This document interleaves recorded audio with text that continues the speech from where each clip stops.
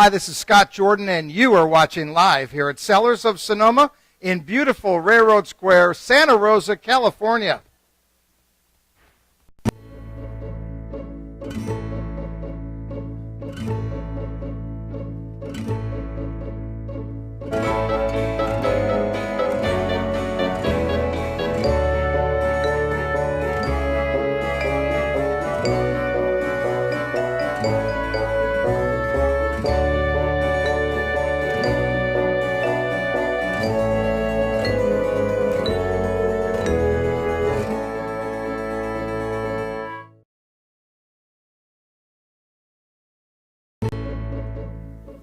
And welcome, everybody, to TV Tuesday Live. This is the show where we taste wine, we talk about wine.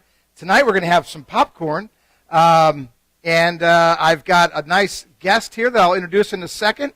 This is an interactive show. It's a show where you get to ask us questions, and we will try to answer them, and we will answer them live on the show. We'll also do a drawing later for 2 bottles of wine for $1 a bottle. So exciting. We've been running that for quite some time. And the winner from last week, this is what happens when you win. We invite you to come on the show. But we have Brian Morrell. Brian, welcome to TV Tuesday Live. Thank you very much. Pleasure to be here. Yeah. And, let's hear it for Brian. So we brought Brian actually because he brought some food. Not because he was a winner, because we'd have made him come in here anyway. Because he brought some, his wife made some comment a couple of shows ago. And that figs and prosciutto would make a neat pairing. Appetizer. Or appetizer. Yes. But and so I also made a comment that popcorn goes really well with sparkling wine, and so we're gonna taste sparkling wine, a sparkling brut, a brut rosé, a chardonnay, a Russian River Pinot, and a Reserve Pinot Noir, but we'll also have several sparkling wines. Okay? So, are they hearing you okay? Can you hear me? Yeah, but just project. Pretend like you're pissed at your wife. Okay. Yeah, that. Yeah, there you go. The one like, come here! Damn it, I mean now!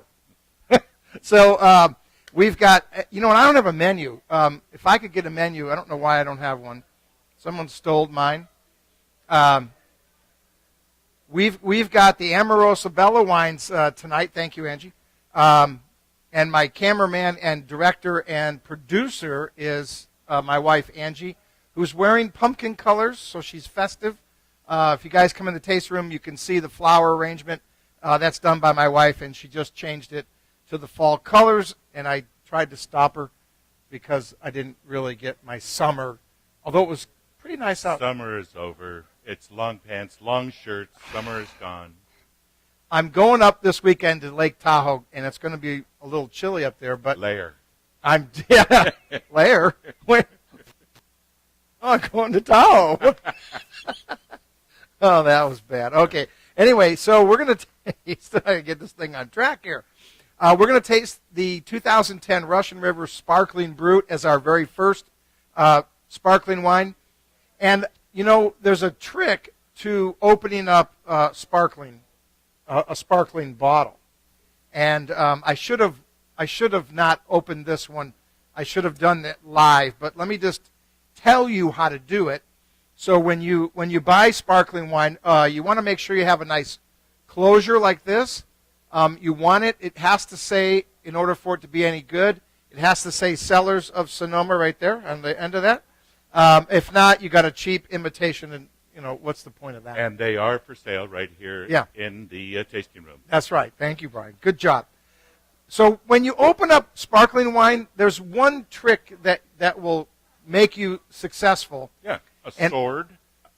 Oh, yeah. Top of it, yeah, and it savor shoots that out baby. everywhere. Have you ever seen that done? Oh, yeah. It's pretty cool. I've done it a couple times. I just can't bring myself to do that. But I've seen it done, and it's pretty spectacular. But if you're not that adventurous, all you want to do is you take the foil off and keep your hand over the cage, and you simply go 6 twists. I don't care whose sparkling it is. It'll always be 6.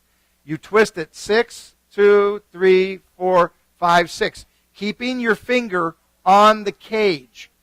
The idea is you don't want the thing to take off and blow a hole in your ceiling. Then you simply switch it to your other hand. If you're right-handed, you'll open it like this. If you're left-handed, then everything goes backwards. I don't know how to do it left-handed. But you put your hand over the cage, and you spin the bottle. Now, a lot of you know spin the bottle, but this is the upward way of spin the bottle. You spin the bottle like this, and as you're doing that, you're pulling ever so slightly. And what you don't want to do is you don't want to go poop like that. You don't want to do that. You want to let it fizz really slow and hardly make a noise. If you do that, you are a pro. And you'll never have a problem with it bubbling over and spilling and so on. That's half the fun, is to get it to bubble over. No, everybody wants to do that. What's that? Or hitting someone in the eye, yeah. No, but you aim it away. You have a microphone over gently, there, Angie, so if you decide to talk, you should be in that. And you have to turn it on. It has a switch, yeah. The other thing that you want with sparkling wine, the big mistake everybody makes is they do this. They try to pour, and they go straight down into the glass. No. Think about it, my beer friends that drink beer, think about it like you would a beer. And the correct way, and when you get a glass of sparkling, they should be able to pour that and then slowly tip that glass up and finish right at the top. Now, I'm not going to pour a full glass, but basically you're going to slowly let that just trickle down. And if I was going to do a glass of wine, I'd start tilting the glass, which I'm not. And then you end up with a nice bubbly. And you should, if you've got, number one, a good glass, always buy good glass.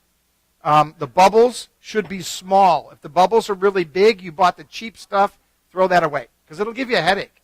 The good stuff won't. Better sparkling. And you want the little bubbles, and you can see them running right down the middle. That's what you want. That is the perfect scenario. Two questions.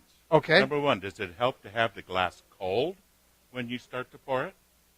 I don't know, because I never have the glasses. They're barely, you get them out of the dishwasher here, and then, they might even be warm. They should be room temperature at least. Yeah, they're at least room temperature. I do not have an idea. I've never done that.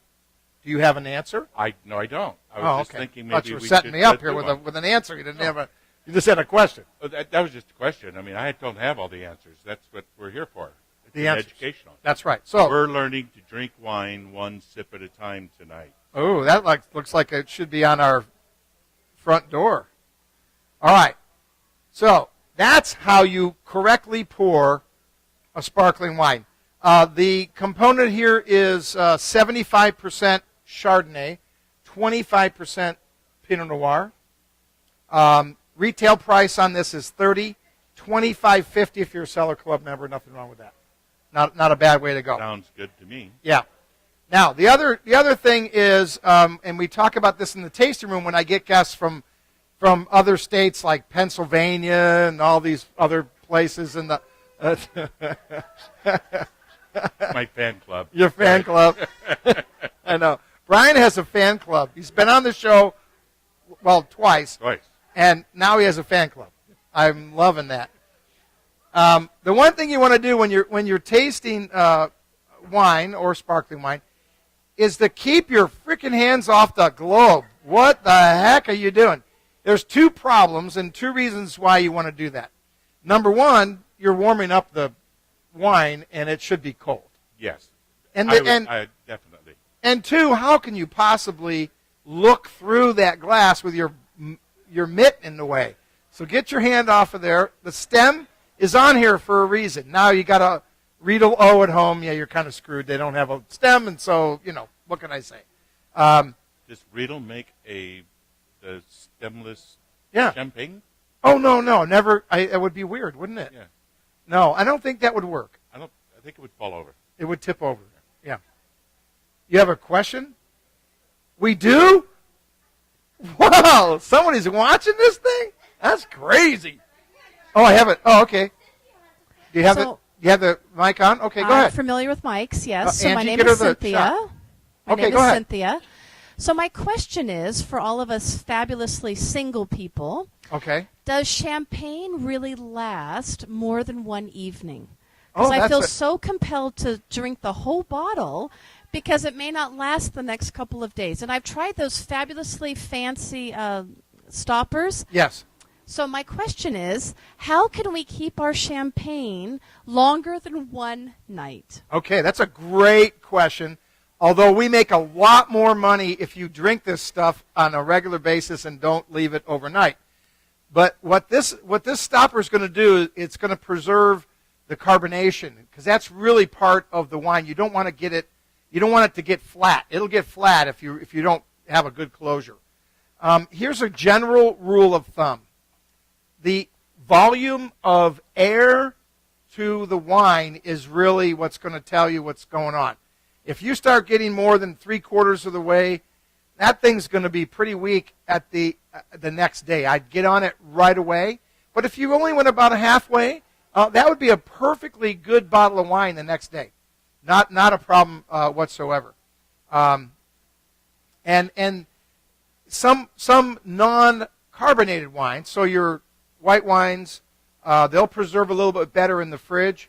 But some of your red wines, they could actually open up and be more exciting the next day. We had that La Beritage last night that was open the day before, and that was a very wonderful bottle of wine.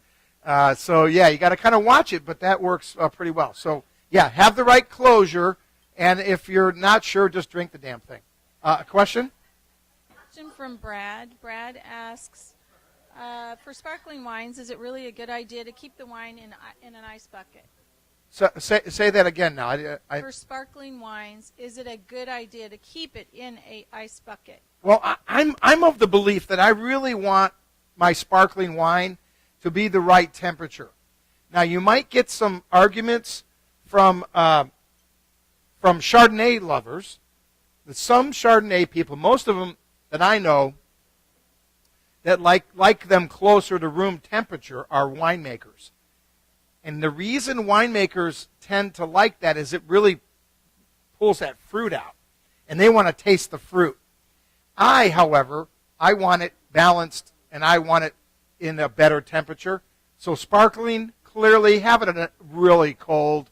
You could hang on to it for a while and bring that temperature up a little bit. Yeah, right? I would think that with champagne, sparkling wines, anything like that, I like them cooler.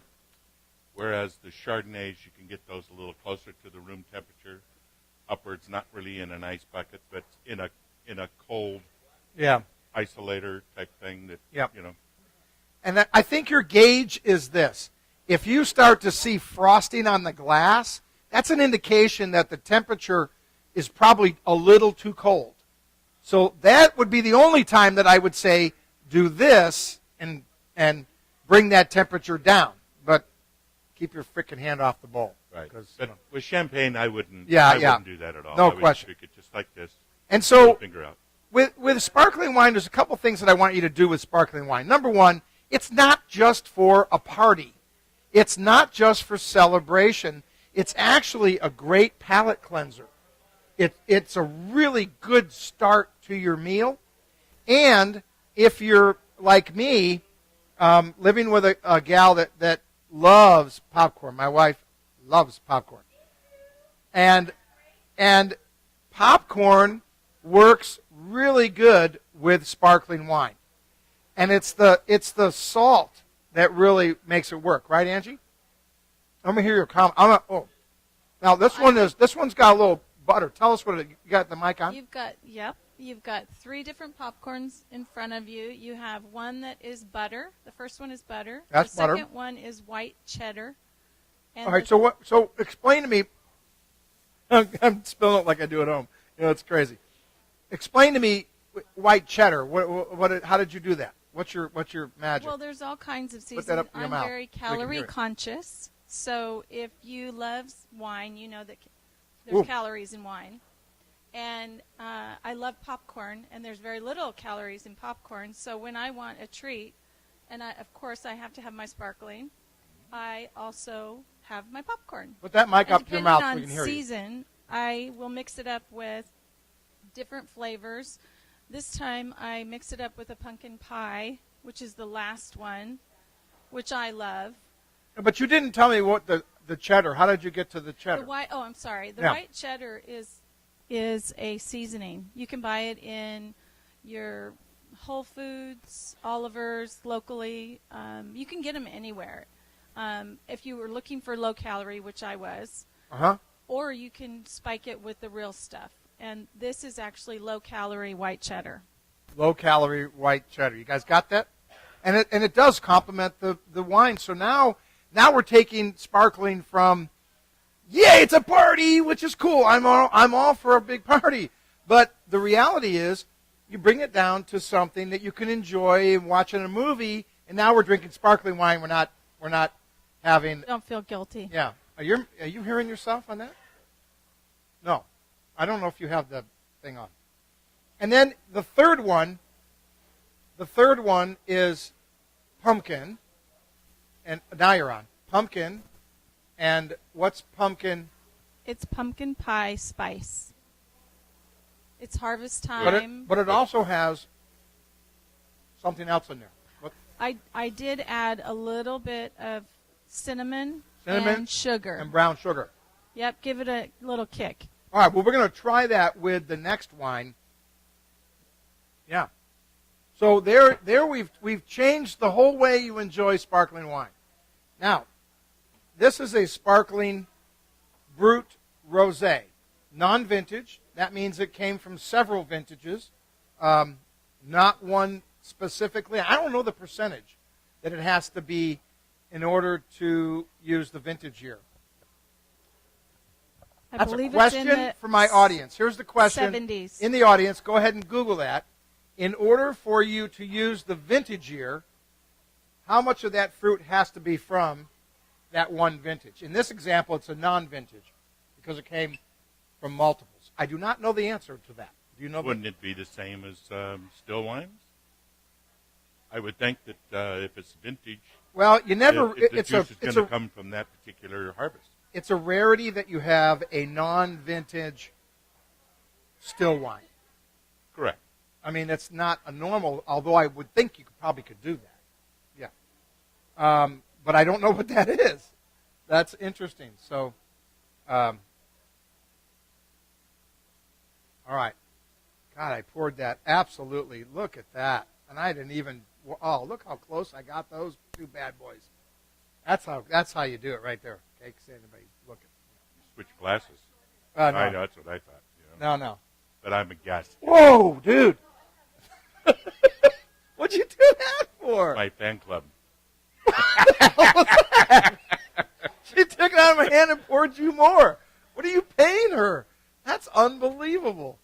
Wow. One of Okay. the perks of being a guest. I love that. I do too. Someday I'll be the guest. That could be interesting. So this is completely opposite of the other wine in its percentages. This is 75% Pinot Noir, 25% Chardonnay. Retail on that is $32, $27.20 if you're a Cellar Club member. A hint of nutty hint.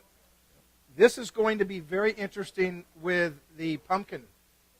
And I think that might be a really good match. Let me move this out of the way. Get my popcorn closer so I don't make a mess. So I'm going to try the pumpkin. Let's see how it goes. Oh, yeah. That's cool. Mm-hmm. They kind of balance each other. It brings out a little bit of spice. Yeah. Kind of. Yeah. So let me try the cheddar. It's a new wine called cheddar. Let me try that. Oh, yeah.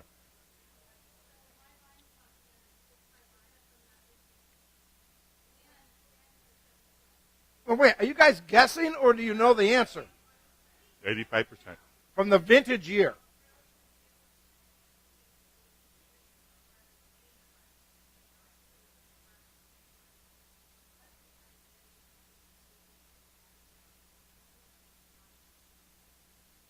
Oh, wow. No, all right. There's a whole nother twist. Wow. So it's 85%. Let's hear that and get her on camera on that. In Go ahead. Australia, New Zealand, and the member states of the European Union, the requirement is 85%. In the United States, the requirement is 85% unless the wine is designated an AVA, which is an example of Napa Valley, in which case it is 95%. So the question then is the 95% tied to Napa Valley or just any AVA? I'm assuming any AVA. Good job. Yeah. Way to go. From Pennsylvania, our visitors from Pennsylvania figured it out, see? So, okay, so the reality is we didn't hit the mark on that. Thus, I'm concerned. Yeah, because then they'll hear you talking, and when you say bad things, and then they'll know. Well, we'll leave that there. Angie, I'm not sure that your volume on your mic is up. I just want to. I'm going to just go over. I'll go ahead and keep talking. I'm just concerned about Angie's microphone not being. Not at all. Can you hear me now? Oh, you can. Okay. You just got to eat the thing. It's 6. All right. There you go. That's better. Okay. You just got to eat the thing. Okay. Yeah, this is really good with the pumpkin. I like Right? it more Right. with the pumpkin. Don't you think so? Yeah. Yeah. Whereas the other one was much better with the cheddar and the butter. And the butter. Yeah. So what? You have a question? Go ahead. So Brad's asking, so when we talk about popcorn, are we talking microwavable or true kettle? Brad, you should know you only do true kettle corn. No microwave popcorn, okay? Yeah, no nuking it, man. This isn't some science experiment. It's simple. A big pan, oil. Do you put butter in there first, too? Just oil. Oil. Drop the stuff in there when it gets hot. Put a freaking lid on it. Shake the heck out of it. And hoo-yah, magic, you got popcorn. Yeah. And it's probably 1,000,000 times cheaper, too, huh? Right, Ange? Yeah. And then you can make big batches, like giant, you know what I mean? So if you're going to eat this stuff, you might as well eat a bunch of it. Why would you even want to have Jiffy Pop? Because real popcorn is just so delicious. I mean, it's like going to the movies and taking your own popcorn. Why would you do that? Movie popcorn is great. It is pretty good. But it costs you more to buy that stuff than it does the ticket to get in. It's crazy. We spend more damn money on the popcorn and soda, you know. Now, if they give me a nice cocktail, well, that'd be even better. I don't know what the heck they're thinking. Why haven't they figured that out? Do you have a question? Well, I have a fabulous recipe. For homemade popcorn. So I actually combine olive oil and butter together in a cast iron skillet. I know many of you do not have those in your kitchen, but they are fabulous.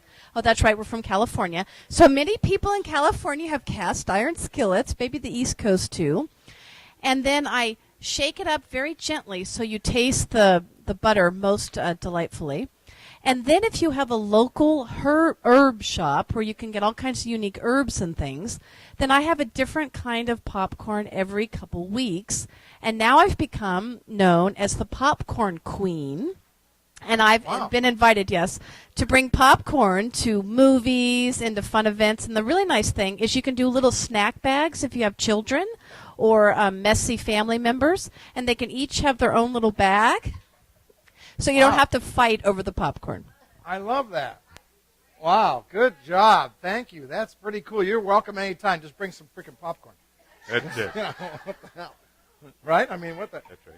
Yeah. Now, with champagne, like still wines, do you still try to get the aromas from it? Well, yeah. I mean, I know it's kind of hard to get. The difference is, you're not really swirling it in the glass. That's a little tough with sparkling wine.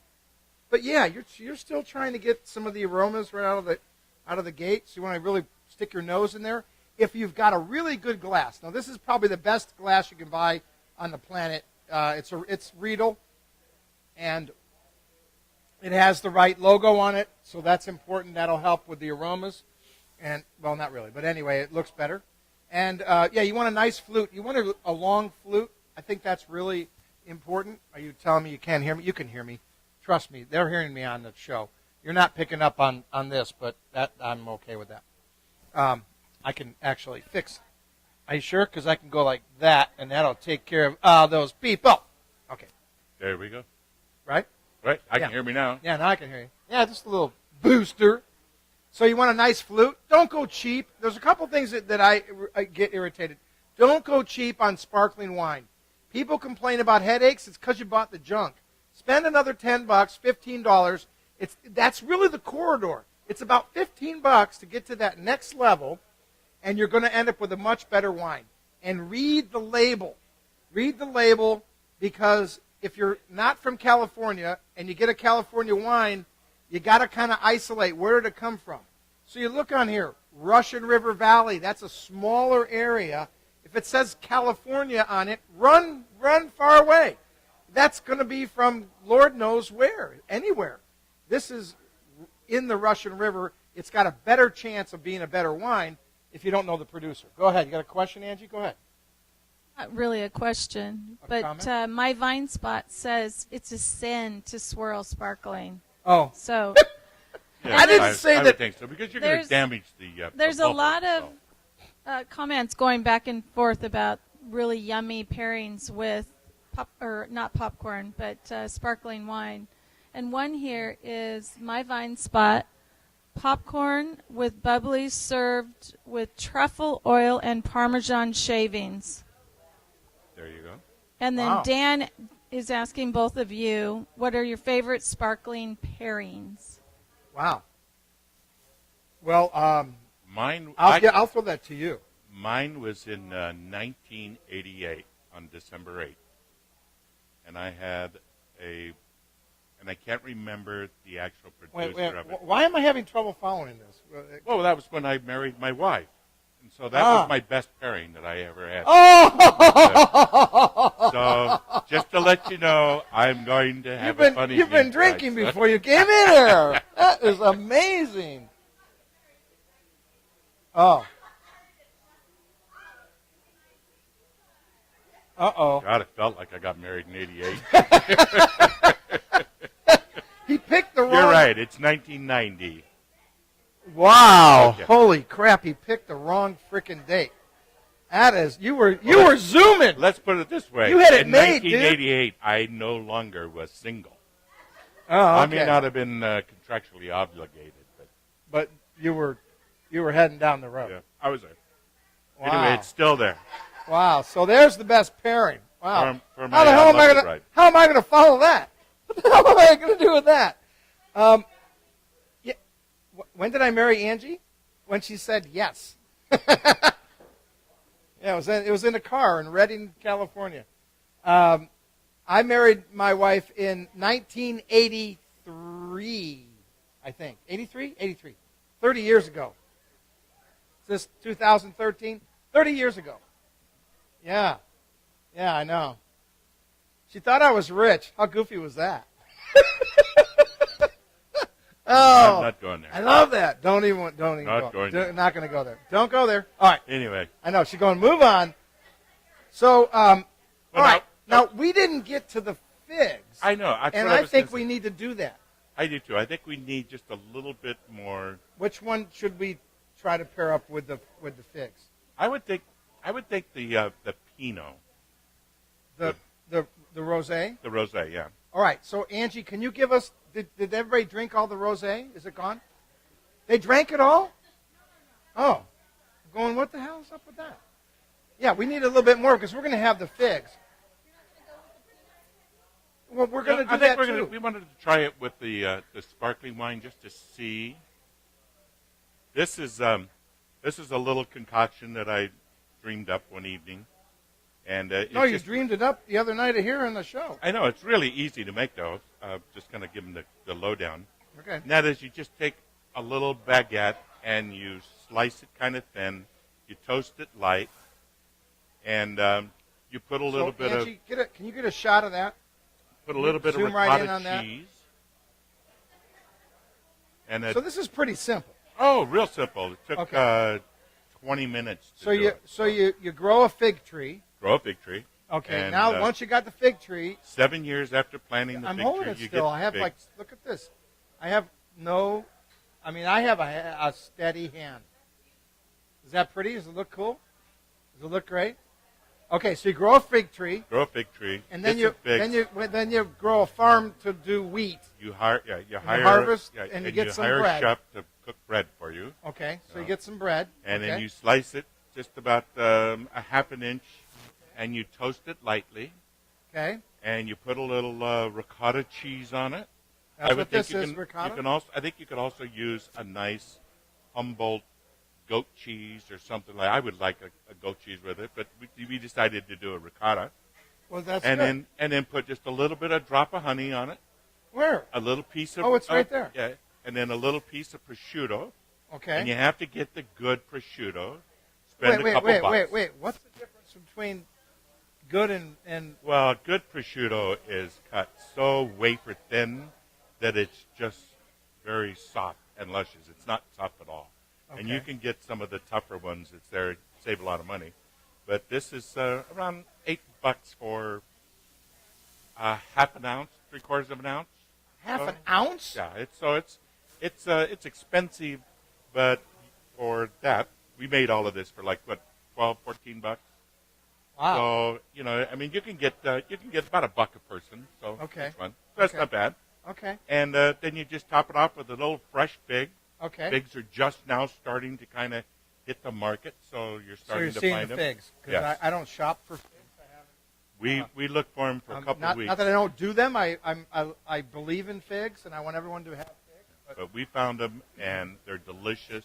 Okay. And I'm going to take your word for it. So I'm going to take a little bite and then a little taste of the Sparkling Brut Rose.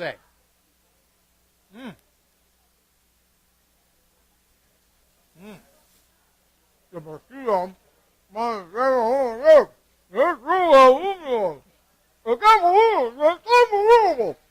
in my mouth. Wow. Oh. So you do this live, yeah. Mm-hmm. How's it going? That's fine. We're just having some prosciutto. The prosciutto didn't want to break away. It was, you got to really bite on that bad boy. I would think that these are more where you would eat them where you're not on camera, Yeah. so you don't have to talk right away. Yeah. But I know I've got prosciutto strings in my teeth. Wow. Don't look, everyone. I'm pulling something out of my teeth. Ah. All right, so let me legitimately taste the wine.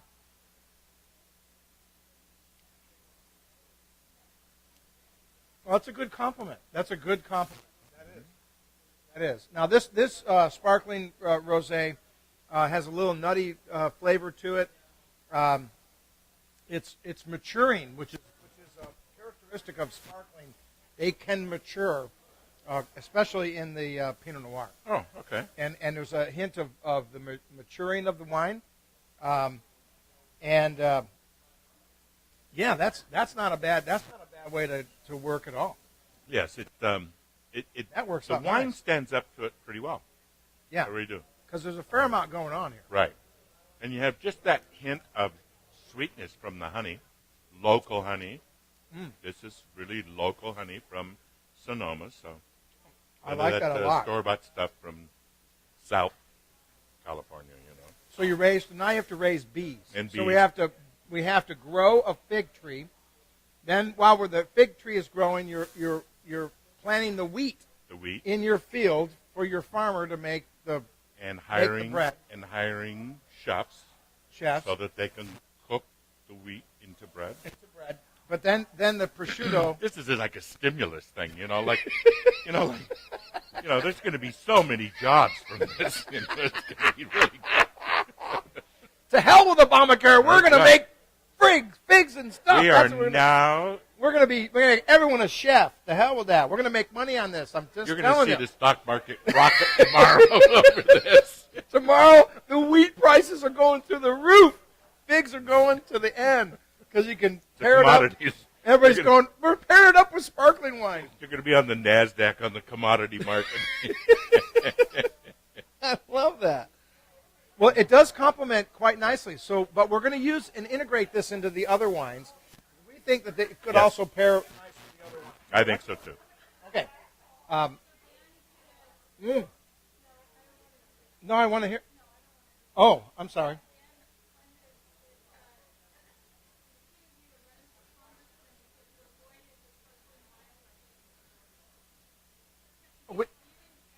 I didn't answer. Oh, I didn't answer what I like paired up with sparkling wine. Oh, well, I like prosciutto and melon and that. I actually like that. I want refreshing things with something that's refreshing. How'd I do? Is that good? No, you're not. You're not. My wife's going, what the heck is she talking about? He's sounding kind of goofy. I would think. No, I would think prosciutto and melon. I like that. Yeah. I'll tell you one thing that I don't like with sparkling wine. Orange juice.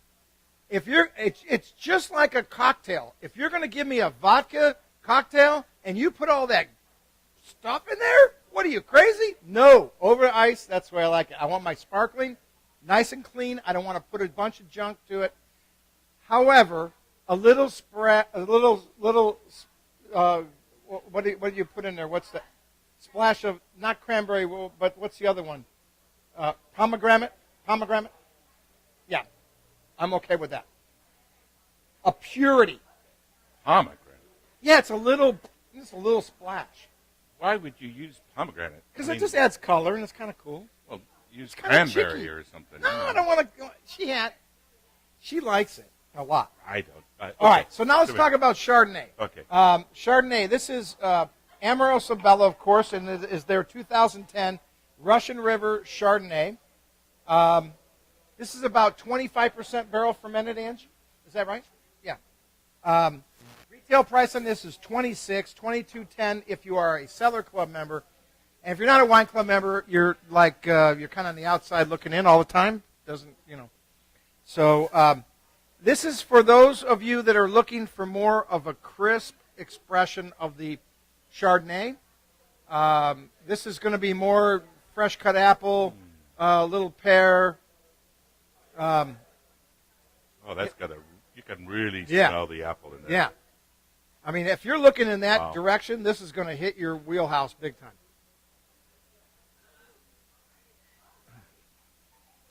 Now, I still have a little bit of that fig in here. I'm going to take a little bite to see if that goes with it. Were you saying something over there, son? Oh. My son Kevin just walked up. Whenever he sees food, he starts to eat it. He doesn't care what the hell it is. He'll eat it. It's unbelievable. Growing up, we'd rather clothe him than feed him. Damn food costs a fortune. Him and his twin brother, they go through like 4 or 5 gallons of milk a week. It's like, what are you, a cow?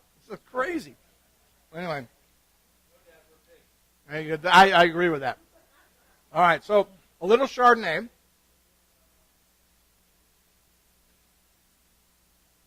That works too. Does it work? Yeah, I don't have a problem with that. That's a wonderful pairing. It's the prosciutto, and I spit it right out and went way out there. It's kind of cool. It's live. What can I say? That worked pretty well. Yeah. I don't have a problem with that. So you can. What this is a great example of is a microphone that goes, hello. Are you guys hearing me down there now? Okay, sure you are. This is a great example of you put together some appetizers for your meal, but you can start to switch the wines and not worry about having to switch the pairing. So this is a great example of that, and you get to stay with the same, appetizers and mix up the wines. You have some people that go, well, I don't want sparkling, but I want a Chardonnay, or I don't, you know what I mean? So they kind of go from one to the other. Look at this. Hello. Help me, Mr. Wizard. I'm just falling apart. I'm going really high tech, except for my ear's not the right size, or I'm too dumb to figure out how easy this thing is. So, okay. So are you hearing me, Ange? Yeah, everybody can hear me. Okay. So versatile in that regard. This is something you can. Yeah, I think it. I don't think the Chardonnay quite stands up to it because of the sweetness of the fig and the honey. Right, maybe more of a oaky, buttery style might be more appropriate. This is a kind of a real crisp Yeah. Chardonnay, so it is. Good acid. Yeah, good food wine, no question about it. Very versatile. And a great value, $26 retail, $22.10 for Russian River fruit. This came from right near the Hop Kiln Winery's property, which is some pretty darn nice fruit. And it's small production wine. What'd they make of this, Ange? 100 cases? 100 cases. What you guys have to understand, there's 23.5 cases per barrel. 100 cases, not a lot of wine. 4 barrels. It's 4 freaking barrels, man. That's pretty cool. So, great, excellent value. All right, so I need a volunteer. I need a volunteer to go downstairs and get the bag downstairs that has all the names in it for our drawing. Okay? Somebody needs to go down there and just tell Ron you're coming to get the bag. I'm coming to get the bag. Ron will find that and he will do that. Okay? Ron, we're coming to get the bag. No, you're not. He is. We are sending someone down to get the bag. Yeah. We've sent someone, and they're getting the bag. Okay. All right, let's talk about Pinot Noir. Pinot Noir is a really difficult wine to produce.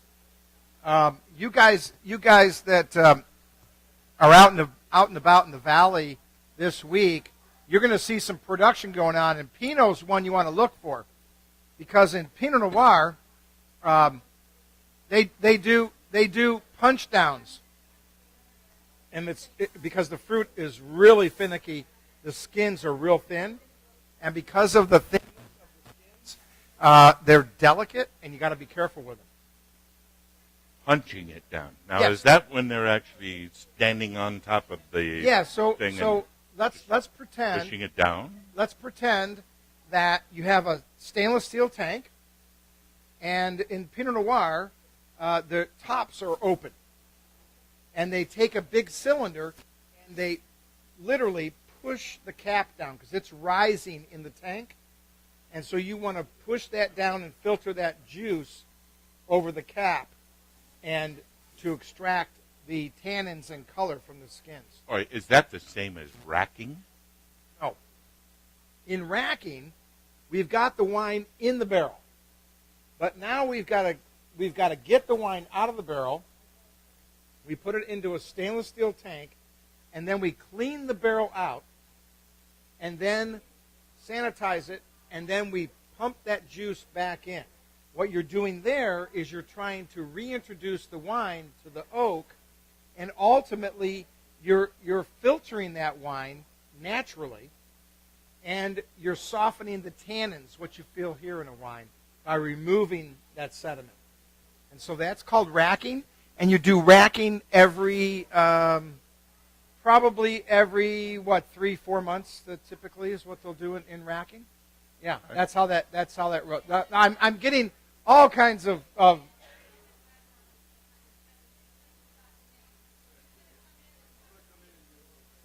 you need a microphone. Can't come in without a microphone. Turn it on.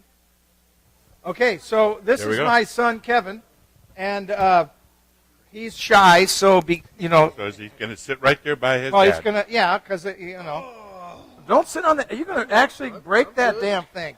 If you break it, you're buying it. That's all. I don't know. Put it right up. I paid at least $6 for that. Kevin, put it right up in your mug. First thing I want to say is happy birthday to my dad. It's a little early, but happy birthday. Tomorrow. Hey, you can be early. I'd rather be early than late. That always works, right? Yeah, right. Okay. And then also, Dan from Iowa. It's been a while. Hello, how are you? Brad, always a good thing to hear from you. I hear you guys are out there doing well, so we wanted to say hi from California.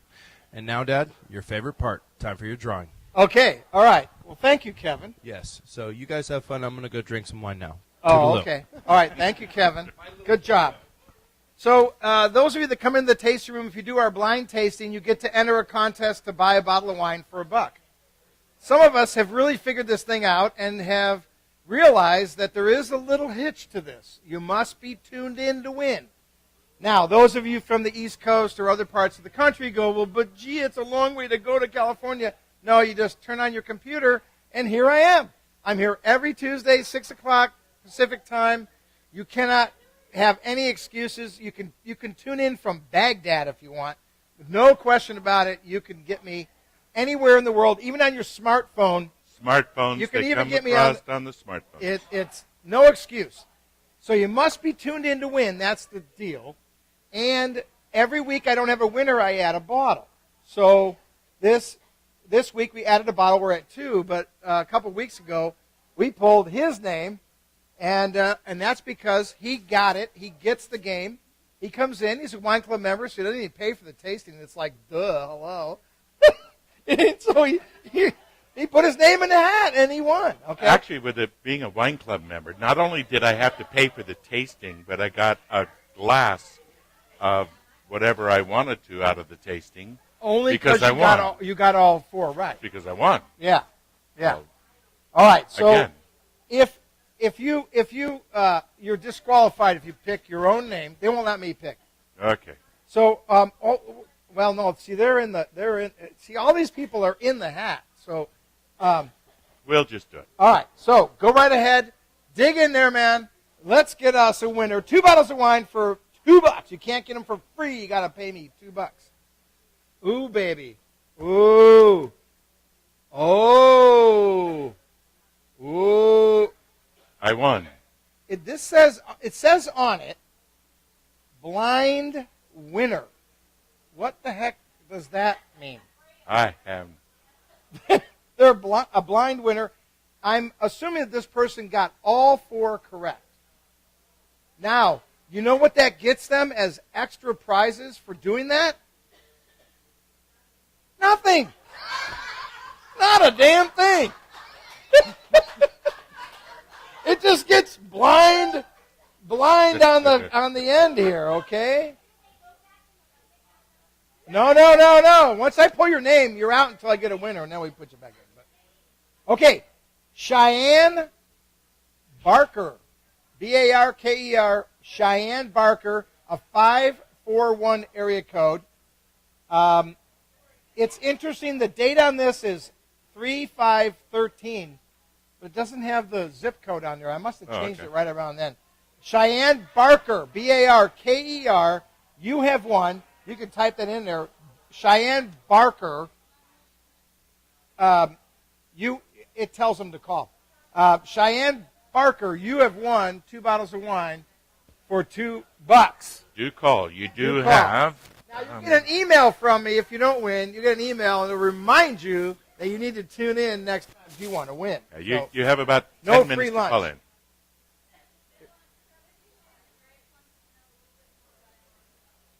All right, so let me tell you a little bit about Amorosa Bella. First of all, Amorosa Bella is probably the ultimate small production wine by a big mile. 200 cases? You said 100 in there. You know, most of the wine that we're tasting today, they only made about 100, 150 cases.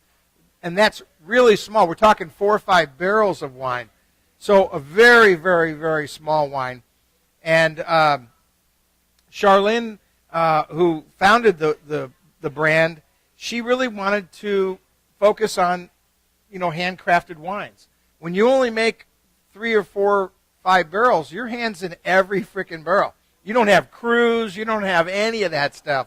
You make all the decisions in the winemaking process, from picking to the way that you age the wine, to the blend that you ultimately pick from, and we'll see that in a minute with the Reserve.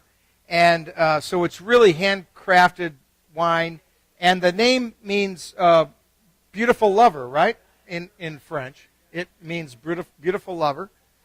Italian, and in French. Well, they're kind of the same language. Anyway, I don't understand either one of them. Okay. It means So- it means the same thing in Santa Rosa too. Yeah, So, in Santa Rosa, it means beautiful lover. And so we just make this stuff up as we go. So thank you for asking that question. It's my Amorosa Bella. Yeah, over there. 50 Shades of Grape. What a great name. Yeah, isn't that great? 50 Shades of Grape? How cool is that? Come on. That's cooler than cool.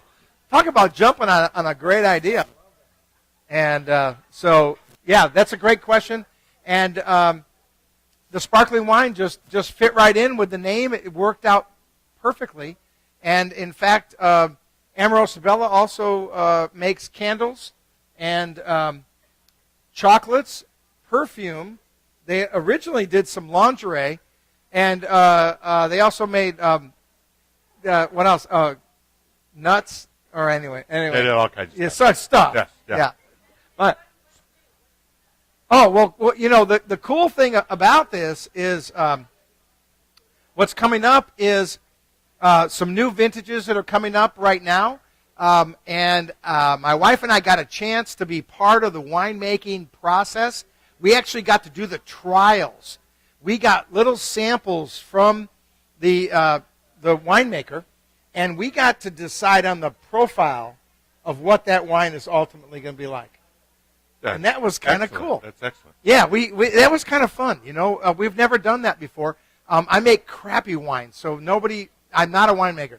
But I know what I like, and I know my wife what she likes, and we got an opportunity to go and taste that, and it was spectacular.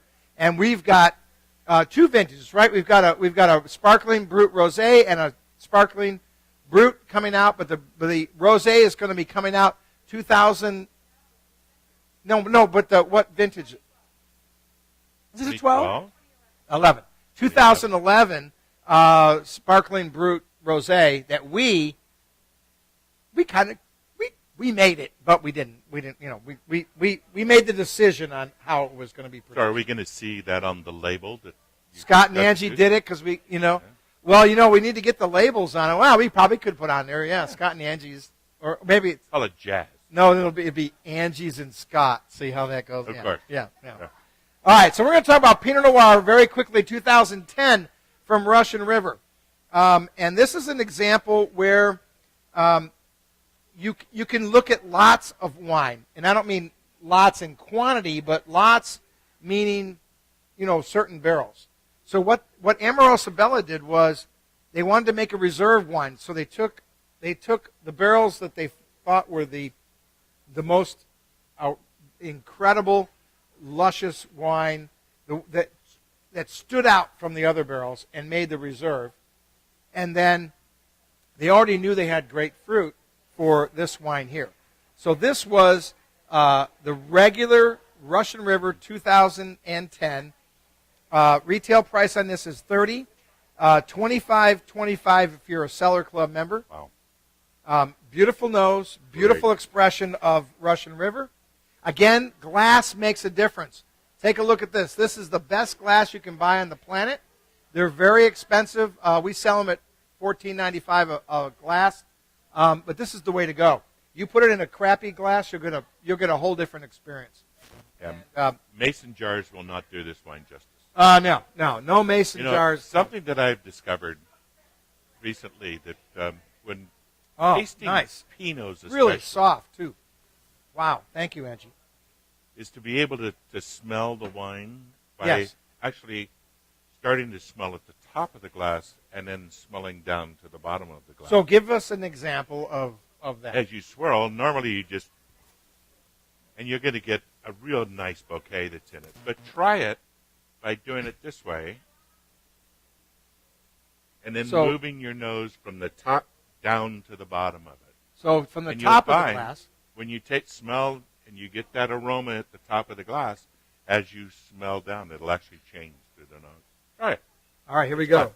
And I have quite a nose to do it with, I'll tell you that.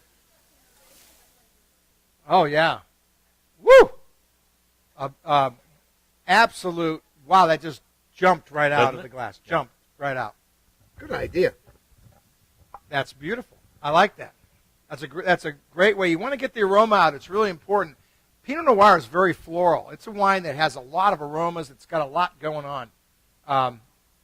Well, you have a question over here? I have a Go ahead, question. fire away. We talked about the glass being, this is the best glass. Is it because of the shape, or is it because of something else? And if it's because of the shape, is this the best glass for Chardonnay, Burgundy? That's a fantastic question.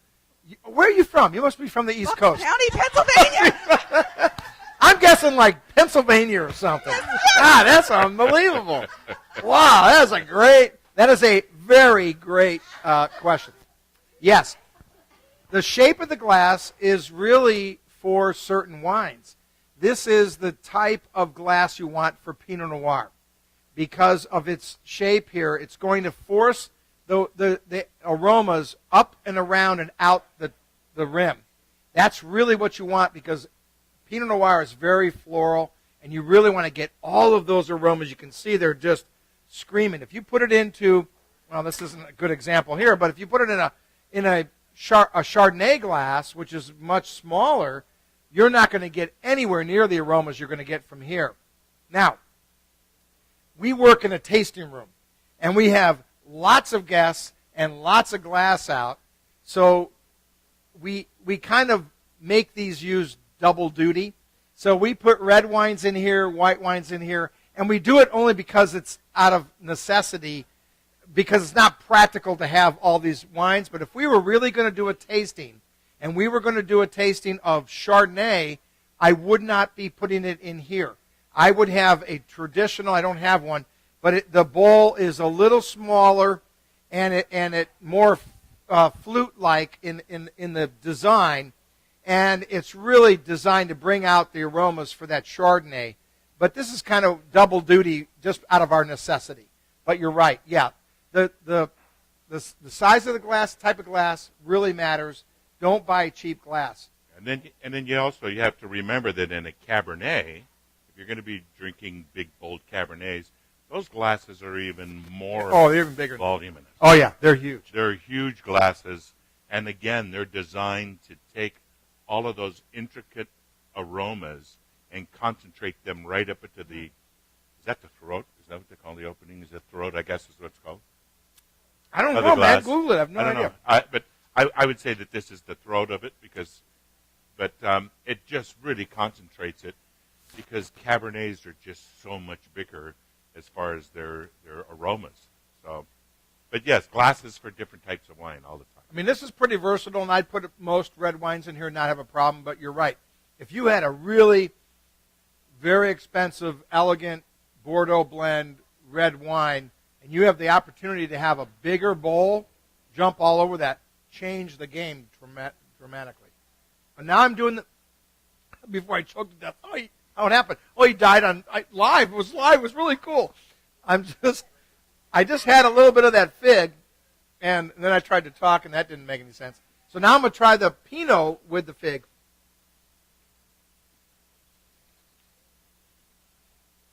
Now see, that works. That works too. I don't have a problem with that. Did you have a problem with that? I'm going to taste it. Oh, okay. All right. So I'm going to move on to the next wine because I'm running out of time. Oh yes, that is just now. See that Right? that I think is the great pairing with that one. Yeah. A nice Pinot. Well, again, what this illustrates is you can have some appetizers and don't worry about it pairing with a specific wine. This is something that'll pair with a lot of things. A lot of wines. Yeah, so you don't have to be all that, freaked out like, oh, well, geez, Harry likes a Chardonnay and Mary likes a sparkling and John wants a Pinot. Sure. And we're casual. You got to remember, the casual wine lover from Santa Rosa, we're open. We love food. We love wine. Yeah, We love our wives. that's right. Right? So, yes, yes. So we like to pair foods with all kinds of different wines. So experiment. Have That's fun. right. Now, this is Amorosa Bella's Reserve. So when they were deciding on the wine and they were looking at the Pinot Noir, they identified a few barrels that were above and beyond the others. They were just amazing. And the winemaker here is Guy Davis. And Guy Davis, he is a world-renowned, big-time winemaker. He really knows how to blend. And this is a great example of blending the best of of the lot, what they call the lot of wine, and it creates a reserve. And this is a wine that you're going to be able to age quite a bit. Would you say that was, 10 months in French oak, Ange? Is that about what you think that is? Yeah? 10 months? 10 months in French oak. Retail price on that is $32.30 if you're a wine club member. Also, they've got a couple of library wines, an 08 Pinot and an 09 Pinot, and they're at 40% off, so you can get a real deal on that wine as well. And we'll post that so you guys have a chance to buy that. Verticals? Not really. This says, and we talked about this, 09 Russian River Reserve. I don't think you ever had a 09 Russian River Reserve, Angie. Did AB? No. That's a regular Pinot Noir. It's not Reserve. I know. I picked one of those and I didn't get one. So I know you didn't. You got it in 2010. So sorry about that. That means there's an 8, 9, and 10 of the regular Pinot. Okay, so right away, in the nose of this, there's a ton more fruit just ripping out of the glass, right out of the glass. I would equate this to a more of an elegant wine. Certainly more fruit forward. I'm getting a lot more fruit with this than the other Pinot Noir. But here's the tail of the tape. Let's see how it did with the fig. Okay. All right, here we go. Are you ready? Oh. Are you good? Yep. Oh, good. With the fig? With the fig. All right. I'm experimenting now. Ready? All right. Oh, yeah. You know what that did? It softened this thing out quite a bit, right? It just kind of mellowed that fruit out. Because the fig wow. and the honey actually just made this Pinot just sparkle. Wow. Yeah. Wow. Just such a culinary delight on the tongue. I love that. Well, you outdid yourself. That was a fantastic pairing. Let me tell you guys what's going on this weekend here in Cellars of Sonoma. On Thursday, we've got Ricky Allen Ray is in on Thursday night here in Cellars of Sonoma. And on Friday, the Reverend John Pita, the Reverend. John is starting his own church, man. There's nothing cooler than a musician that starts a church. That's Absolutely. Just kind of cool, man. There's just something cool about that. We love John. John has been here performing for 5 years. If you like John Mayer and Maroon 5 and the Beatles, and he just does a great show. And then the Bears Belly Duo, the Bears Belly Duel is in on Saturday, and that's Shauna Miller, and she can sing, play keyboards. Great show. They'll be playing downstairs. That show starts at 7:30, goes till 10:30. So grab your friends and come on down. You guys can order dinner from the local restaurants and have it here. Of course, we have the best music and the best wine. Please don't die over there. There's some people dying in the background. Don't die. And if you get hungry, you can have dinner here. No big deal. Yeah, pretty simple. We'll be open on Sunday for your football, fantasy, fun stuff. For local people, a time change for us and it's just for this week. My wife and I are going to Tahoe tomorrow, and so on Friday and Saturday we will open around 4 o'clock instead of around 11. So if you need wine, you need to buy it on Thursday because you'll be too late on Friday and Saturday unless you wait till 4 o'clock. There you go. But come on down even after 4 o'clock. Yeah. And come on down and see Brian. Brian is going to be helping us out on Friday and Saturday. I'll be signing autographs, welcoming all of our friends from the right his coast. Fan club. He'll be doing signings of for his upcoming book, The Fig Tree, How to Grow a Fig Tree. Hey, it starts small, but then it goes. The next thing you know, it's it's a fortune, you know. Yeah, I love it. But I would just like to say before we get too far into this, I would just like to say thank you for all coming and joining us here tonight. But also, I would like to personally wish you a happy birthday. Well, thank you. You know, so I appreciate that. I know. And now that, I'll pour you a little more wine because you did that. Because that was there you go. cool. So I get just a little more. Yeah, that's all you. That's all you get. But you're Thank going you. to No, be thank you. what 50. Oh yeah. Well, I'm going to be. Five? I'm going to be the coolest Chevy you ever could have bought, which is a '57. '57 Chevy was pretty cool. So 57 tomorrow. There you go. Or at midnight, or at some other time, because I don't even know when I was born. I have no idea. I know what day, and that's all I know. So it is. You know, it's tomorrow. Thank you very much. And why? Oh, is that an old thing? Okay.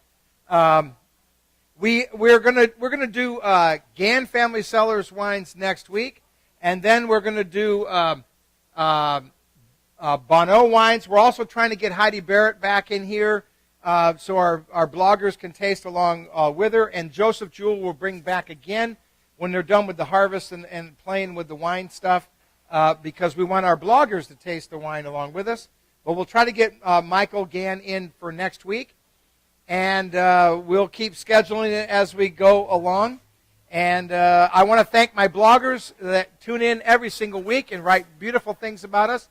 Or bad stuff. You can write bad stuff. I mean, if you deliver the wrong goods, it's, you know, it is what it is, man. I'll take the bullet however you shoot the arrow. Just be kind of nice. Yeah, no, be kind of nice. I've got a thick skin. You got a question? Nope, I don't have a question, but everybody's wishing you a happy birthday. From Brad, My Vine Spot, Dizelle, they're all wishing you a happy birthday. Well, thank you very, very much for all of you. I really appreciate it. You guys have been great fans. I want to thank the audience for here to taste the wines, and those of you downstairs that aren't having as much fun as we are up here.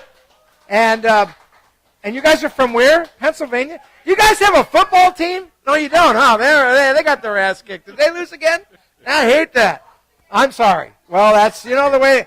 Did the Niners win? Oh, we won. That's right. Oh, I love that. And go Patriots. My nephew is the punter for the Patriots. Those of you that don't know that, you watch every game. Ryan Allen is my nephew. And we're going. All right, $2 glass of sparkling wine to celebrate the Patriots. You come on in on Sunday, and you can have for $2 sparkling wine, but you got to root for the Patriots. What time are they on? Are they playing the early game? And I'm going to add that Ryan is in the lead for the #1 punter in the NFL right now. There you go. Ryan. Oh, he's on the he's number he's 6. He's in the top 10 of punters for the entire NFL. Rookie punter or rookie, just man, any big time rookie punter? all day long. Good. So, and we just booked our trip to Florida. We're going to go see Miami versus the Patriots. We're going to do that in December, and so we might even do a remote live shot from there. But we'll talk about that. You know, from the beach. Right in Miami. Yeah, I love that. Screen. Yeah, that would be great. We could do it, man. I can do it. No, I can do it. I've done it a remote before. So I want to thank everybody for tuning in. And this is where you discover wine, one sip at a time, right here at Cellars of Sonoma. Thanks for tuning in, everybody. We'll see you next week. Bye for now.